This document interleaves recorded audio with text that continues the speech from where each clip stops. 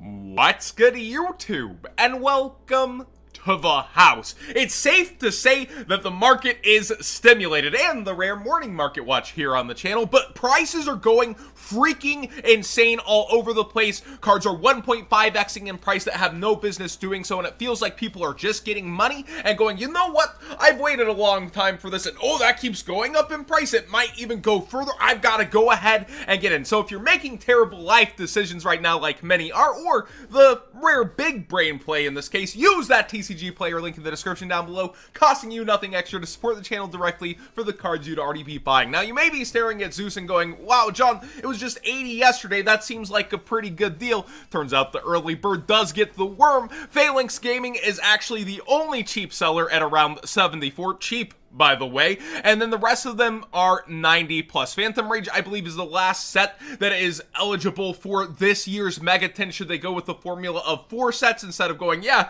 just these side sets instead? So we'll see if this does end up in the Megatons. Most likely it will, but they change that formula from time to time, and this boss monster pulling Phantom Rage. We were going over how the boxes seem to be increasing a little on our live stream, but when we break down the cases, and should you get the cases for the Zeus and that sort of stuff, well, around $700. Let's see what the vendors are getting per box. You divide that by 12, and wow, $58. That's not even the typical 60 of vendors asking on a box. And keep in mind, TCG player fees, that's around 13% before we're even talking shipping.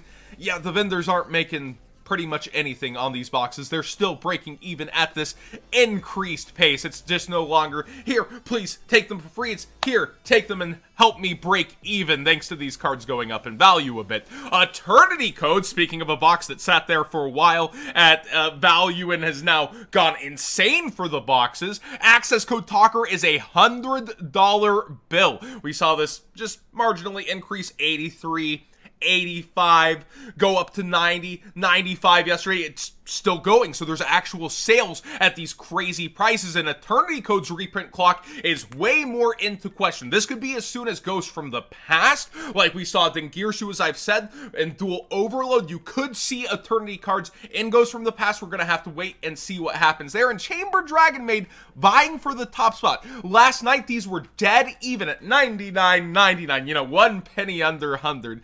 Amador Archosaur coming in at number 3 in this case, $85. Dinosaur players, of course, have wanted access to this for some time, no pun here. And Gearsu actually a bit up in price. People were asking me in the live stream last night what I thought of Orcus, and while Scrap Raptor makes the deck a lot more appealing, I think it helps dinosaurs way more than the brickfest that is Orcus. Well, Orcus is going to benefit from it. I think dinosaurs will be the deck that really reap the rewards of that card.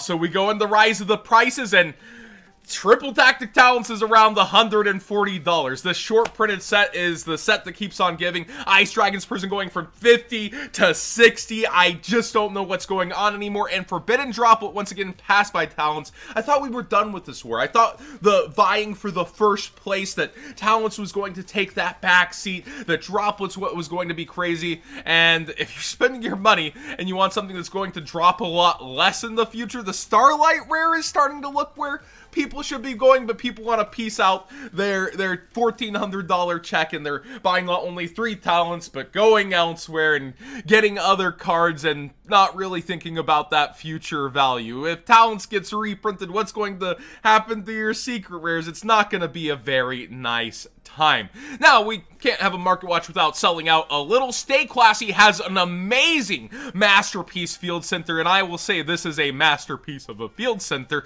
It just looks incredible. Code What's Good 5 for 5% off over there. They still have the Construct Field Center up, as well as the Ningirsu. If you haven't bought from Stay Classy in a bit, this is a drop definitely not to miss. And actually not sponsored, but they did give me some product for free to check out. Many people notice this Blue Eyes. It's probably one of the long-term most asked about questions. Where do you get that Blue Eyes in the streams? It's from Think New, and they have a new drop. They have their Space Boy, aka Neos. I got them to kind of make this plush. They weren't confident, and I was like, you know what? This would be a really good idea to mass produce. And then their Red Eyes Black Dragon to match. It is awesome. awesome. So this actually does not support the channel, but gets you something a little extra for free. Over here, put House of Champs sticker in the description, and the first 50 customers that do use that will actually get this really high quality, seemingly waterproof, I'm pretty sure, sticker. It is freaking nice, of the channel, for free on top of your checkout. Plushes, they are a bit expensive for what they are over here, $37, $36, but when you actually look at the plush game, what it takes going into it, and what secondary market plushes like our Toon Blue Eyes plush, official in the TCG, that going for $500, it's insane. Also, be sure to follow Think New over on Twitter. They want your opinions on products like this, and also check out future products they may be releasing early that look really cool.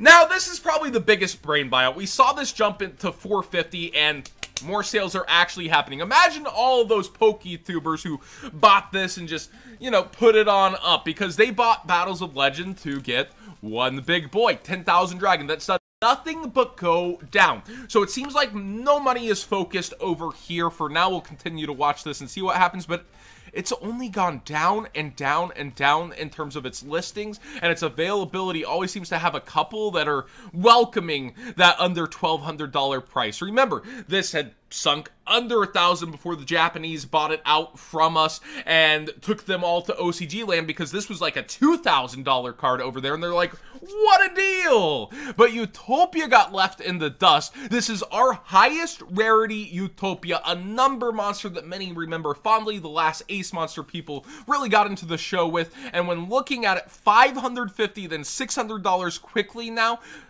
Big brain, and it's what I did call to go up over time, but I didn't think 10,000 Dragon would be beating it and have that translation from the OCG so bad like this, but over time, somebody may end up racing ahead. Scapegoat Ultimate Rare got a huge buyout. This is one of the ugliest ultis, I feel like, but people are going after it, and maybe I'm just biased. Like, I haven't seen an EU one, so maybe the EU ones look way better, like the Armed Dragon. $180 than $190 on this.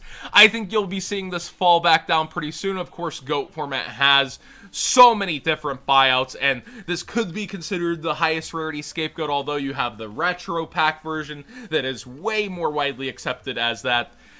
Oh, man, I just, some modern ultis, they don't translate well, and how the goats pop out of the ultimate foiling. I'm not a fan, but I understand this buyout. It goes with the revolving Sinister Serpent, other goat cards that have been going crazy. I get it. Heroes have been bought out. Increase has increased in price. You see what I did there? Towards almost $50 from Battles of Legend. And we also have Ferris going pretty crazy, the better card in my opinion, around $30. And then you have Evil Hero, a Dust of Gold. Yeah, the hero buyouts aren't stopping. Pretty much disappearing, except for, you know, you have German ones here still a lot cheaper, saying, please, come on, buy mine. I got it way cheaper back in the day from a sponsor, Yu-Gi-Oh! Black Market. And you see the Germans and other languages until we get to 115 newly launched site and 128th next. So this was almost non-existent the other day, along with Evil Hero Malicious Bane going haywire. Again, the German version's oh so cheap, but the English completely getting decimated on the market to where there's not even a single light play, huh? 375, you're really hoping. Okay, but not a single English near mint copy on the market. I want to remind you guys, with the reprint clocks ticking, Legendary Duelist Season 3 is extremely likely to get crafted, especially after the success of Legendary Duelist Season 2. We had failed product on these side sets, but we all know Legendary Duelist Season 3 is most likely to be the most bought one, and the most successful one on top of it. That's a lot of most, I know. But when we were looking at this one was a home run. This was a low-key sleeper in terms of how it panned out, and I should have caught wind of that. Like, you know, oh, you got Blue Eyes, you got Harpies, you got Trains, everything's fan favorite. Cyber Dragons, with the Cyber Dragon structure coming. recipe for success. Even more so in Legendary Duel Season 3 when we have Heroes, Magician, Souls, probably getting secret rare upgrades. And with those upgrades are going to come devastated prices. First that original, it's going to stick, right? Probably some devastated prices to these versions of the cards still, even then. So I'd be careful about what I'm buying right now. I would definitely consider holding off. I get it. You got money in hand. It's something you've wanted for a very long time. You're finally going, all right, make the commitment. I don't care.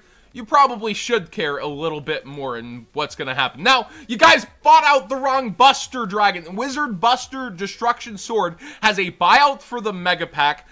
Pretty much none of them, and that leaves just this copy. So people are actually doubling up their equips, and a combo that apparently has 8 different starters doesn't have to play that many bricks outside of the busters. You can see there's a ton of these unlimited, so I wouldn't freak out immediately. This card reads, and we've read it before on Market Watch, while this card is equipped to a monster, monsters in your opponent graveyard can't activate their effects.